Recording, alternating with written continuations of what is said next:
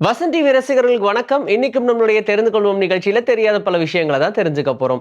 எல்லாருமே கால் ஆட்டுறதுன்றது ரொம்ப தப்பான செயல்னு சொல்லுவாங்க. ரொம்ப ரொம்ப ரொம்ப நர்வஸா இருக்கும்னு வச்சுக்கோங்களேன். உடனே நம்ம காலாட்ட ஆரம்பிச்சிருவோம். இது நிறைய இடங்கள்ல நடந்திருக்கும். உதாரணத்துக்கு எக்ஸாம்லலாம் உட்காந்துட்டு இருக்கும்போது திடீர்னு அந்த கொஸ்டின் பேப்பர் வரும்போது அதை பார்த்ததும் என்ன பண்றது ஏது பண்றது தெரியாம கால் கிட்ட கிட்ட கிட்ட கிட்டன்னு ஆட ஆரம்பிச்சிருக்கும். ஆனா நம்ம வீட்டில் இருக்கிற பெரியவங்க என்ன சொல்லுவாங்க, இதெல்லாம் பண்ணாத, இது பண்ணக்கூடாது அப்படின்னு சொல்லுவாங்க. அதுக்கு வேரியஸ் ரீசன் சொல்லுவாங்க. ஒரு சில பேர் ஆன்மீக ரீதியா சொல்லுவாங்க. இன்னொரு சில பேர் உடல்ல பிரச்சனைகள் வரும் அப்படின்னு சொல்லுவாங்க. இன்னொரு சில பேர் சத்தம் இரிட்டேட்டிங்கா இருக்கு இப்படிலாம் சொல்லுவாங்க. ஆனா, உண்மையிலேயே இந்த கால் ஆட்டுறதுனால நம்ம பாடியில என்ன நடக்கும் அப்படின்னு கேட்டோம்னா, வெயிட் லாஸ் ஆகும் அப்படின்னு சொல்றாங்க. இது பெரிய ஷாக்கிங்கான விஷயமா இருந்தாலும், 20% நம்மளுடைய பாடியில இருக்கக்கூடிய கேலரீஸ் எல்லாம் பர்ன் பண்ணும் அப்படின்னு சொல்றாங்க. வெறும் கால் ஆட்டுறதன் மூலியமா. இதுக்காக நீங்க பெருசா எந்த ஒரு ஒர்க் அவுட்டும் பண்ணணும் அப்படின்னு அவசியம் கிடையாது. ஜஸ்ட் நீங்க கான்ஷியஸாவோ, அன்கான்ஷியஸாவோ சும்மா அப்படியே கால் ஆடிட்டே இருந்தீங்கனாலே, நம்ம பாடியில இருக்கக்கூடிய கேலரீஸ் எல்லாம் பர்ன் ஆகும்னு சொல்றாங்க. எலக்ட்ரிசிட்டிய இந்த வருஷம் தான் கண்டுபிடிச்சாங்க அப்படின்னு சொல்ல முடியாது. என்ன ரீசன்னா, இது ஒரு பெரிய எவால்யூவேஷன் அப்படின்னு தான் சொல்லணும். ஏன்னா மனிதர்கள் ஒவ்வொருத்தரா ஒவ்வொரு ஃபார்முலா வச்சுட்டு போயிருப்பாங்க. அந்த ஃபார்முலாலருந்து ஒண்ணு ஒண்ணா டெவலப் பண்ணி இப்படி நெறைய பேருடைய முயற்சினால தான் கரண்ட்ட கண்டுபிடிச்சாங்க அப்படின்னு சொல்லலாம். சரி, கரண்ட்ட கண்டுபிடிச்சா 1 வருஷம்னு சொன்னோம்னு வச்சுக்கோங்க. ஆனா அதுக்கு முன்னாடி பல்லாயிரம் வருஷமாவே ஒரு உயிரினம் எலக்ட்ரிசிட்டியோட தான் இருக்கு. அதுதான் எலக்ட்ரிக் ஈல் அப்படின்னு சொல்லுவாங்க. இத தன்னை டிஃபெண்ட் பண்ணிக்கணும் அப்படின்றதுக்காக, யார் தொட்டாலுமே அவங்களுக்கு ஷாக் அடிக்கிற மாதிரி இதனுடைய பாடியிலிருந்து எலக்ட்ரிசிட்டி ப்ரொடியூஸ் பண்ணும். இது ஆல்மோஸ்ட் நம்ம நெறைய படங்கள்லயுமே பார்த்திருக்கோம். அது நமக்கு தெரிஞ்சது தான். ஆனா, இது கிட்டத்தட்ட 0 to 100% நம்முடைய மொபைல் சார்ஜ வெறும் 140 செகண்ட்ஸ்ல ஃபுல் பண்ற அளவுக்கு எலக்ட்ரிசிட்டிய ப்ரொடியூஸ் பண்ணுமாம். அப்படின்னா, எந்த அளவுக்கு ஃபாஸ்ட்ன்னு யோசிச்சு பாருங்க. ஒருவேளை நம்ம வீனஸ்ல பொறந்திருந்தோம்னு வச்சுக்கோங்க. நமக்கு டெய்லியும் பர்த்டே தான். சரி, இப்ப நம்ம பர்த்டே எப்படி நம்மளுடைய பூமியில கணக்கு வச்சிருக்கோம் அப்படின்னு பார்த்தோம்னா, வருஷத்துல வரக்கூடிய அந்த நாட்கள்ல ஒரு நாள், ஒரு வருஷம் கம்ப்ளீட் ஆயிருச்சுன்னா, மறுபடியும் நம்மளுடைய டே ஆனது வரும். ஸோ இன்னைக்கு நெறைய பேருக்கு பர்த்டேன்னு வச்சுக்கோங்க. இதே மாதிரி அடுத்த வருஷம் இதே நாள்ல உங்களுக்கு பர்த்டே வரும். ஆனா, இந்த வீனஸ பொறுத்தவரைக்கும், அது ரொம்ப சீக்கிரமாவே சூரியன சுத்தி வந்துருது. அதனால அந்த கணக்குல பார்த்தோம்னா, ஒரே நாள்லயே சூரியன, வீனஸ் சுத்தி வந்துரும். அப்போ டெய்லியும் உங்களுக்கு பர்த்டே தான். பூமியிலிருந்து ஸ்பேஸ்க்கு போறவங்க ஃபேஸ் பண்ணக்கூடிய பெரிய பிரச்சனை என்ன அப்படின்னா, இங்க கிராவிட்டி இருக்கு. அதனால நம்மளுடைய ரத்த நாளங்கள்லாம் சரியா வேலை செய்யும்.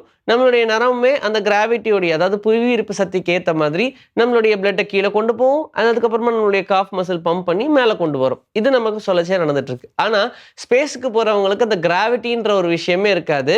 அதனால அவங்களுக்கு சரியான முறையில சர்க்குலேட் ஆகாது பிளட் எல்லாம். இது அவங்க ஃபேஸ் பண்ணும்போது எப்படி இருக்கும்னா, கிட்டத்தட்ட அவங்க தலைகீழா நின்னா எப்படி இருக்கும்?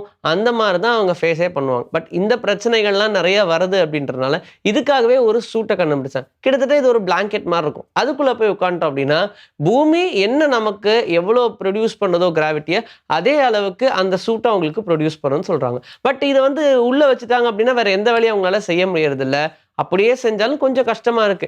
பேசாம இந்த சூட் அப்படியே பேண்ட் மாரி வச்சுட்டா என்ன அப்படின்னு சொல்லி பிளான் பண்ணிட்டு இருக்காங்களாம். அப்படி வந்துருச்சுன்னா, ரொம்ப சுலபமா அவங்களால எல்லா இடங்கள்லயும் நடக்க முடியும். அண்ட் அவங்களுடைய பாடியுமே கரெக்ட்டா செயல்படும். எந்த ஒரு டிஸ்டர்பன்ஸும் இல்லாம அப்படின்றத சொல்றாங்க. அதுக்கான வேலைகளும் இப்போ நடந்துகிட்டு இருக்கு. பல்ல சுத்தமா வச்சுக்கலன்னா, உடம்புல என்னென்ன மாரியான பிரச்சனைகள் வரும்னு சொல்லவே முடியாதுன்ற அளவுக்கு பிரச்சனைகள் நெறைய வரும். அண்ட் ரொம்ப சிவியராவும் இருக்கும் அப்படின்னு தான் சொல்றாங்க. உதாரணத்துக்கு பிரஷ் பண்ணா என்ன ஆயிற போது? பல்லு கெட்டு போது, கம்மு வீக் ஆக போகுது அவ்வளோதானே அப்படின்னு யோசிப்போம். ஆனா அங்க இருக்கக்கூடிய பேட் பாக்டீரியாஸ் ரொம்ப சுலபமா நம்மளுடைய பாடிய டேமேஜ் பண்ணிரும்னு சொல்றாங்க. ஹார்ட் ரிஸ்க்க 3 டைம்ஸ் வரைக்கும் இன்கிரீஸ் பண்ணும் அப்படின்னு சொல்றாங்க.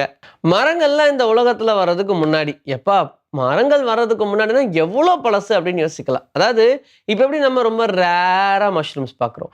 அந்த மாதிரி ரொம்ப ரேரா மரங்கள் பார்த்துட்டு இருந்த டைமும் நம்மளுடைய பூமியில உண்டுன்னு சொல்றாங்க. ஆனா அப்போ ரேரா அந்த மரங்கள பார்க்குற டைம்ல மஷ்ரூம் தான் மரம் மாதிரி பெருசா இருந்திருக்கு. அதோடைய லைஃப் ஸ்பேனுமே பெருசு அப்படின்னு சொல்றாங்க.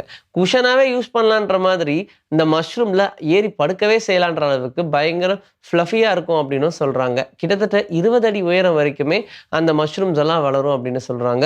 ஒரு கேட்டகரி ஆஃப் மஷ்ரூம்ஸ் இருந்திருக்கு. அதுல கொஞ்சம் டாக்ஸிக்கா இருந்திருக்கு. இன்னும் சிலது எடிபிளா இருந்திருக்கு. இன்னும் சிலது வெறும் ஷேடோக்கு மட்டும் யூஸ் பண்ணிக்கலாம். எதுக்கும் லாய்க்கு இல்லன்னு இருந்திருக்கு. நெறைய அலர்ஜி ப்ரொடியூஸ் பண்ற மஷ்ரூம் அப்படின்னு. இப்ப எப்படி நம்மளுடைய மரங்கள் தாவரங்களை வகை வகையாக பிரிக்கிறோமோ அதே மாதிரி மஷ்ரூம்ஸையும் வகை வகையாக பிரிக்கலாம். இப்போவும் நிறைய டைப் ஆஃப் மஷ்ரூம்ஸ் இருக்குது, ஆனால் இதை விட ரொம்ப அதிகமாகவே இருந்திருக்கு அப்படின்னு சொல்கிறாங்க. நாளடைவில் நம்முடைய பூமிக்கு என்னென்னலாம் தேவையோ, மனிதர்களுக்கு என்னென்னலாம் தேவையோ அந்த ப்ரொடக்ஷனை நேச்சரே உருவாக்கிருச்சு. அதனால மஷ்ரூமுடைய சைஸும் சுருங்கிருச்சுன்னு சொல்கிறாங்க. பொதுவாக பண்ணக்கூடிய ரிசர்ச்சஸில் அப்போ ஜென்ரலா இந்த ஒரு டாபிக் வெளியே வந்திருக்கு. இன்னைக்கு நம்மளுடைய தெரிந்து கொள்வோம் நிகழ்ச்சியில தெரியாத பல விஷயங்களை தெரிஞ்சுக்கிட்டோம். இதே மாதிரி சூப்பரான கண்டென்ட்டோட உங்களை நான் வந்து சந்திக்கிறேன். Until then, this is bye from Vijayashree. Take care.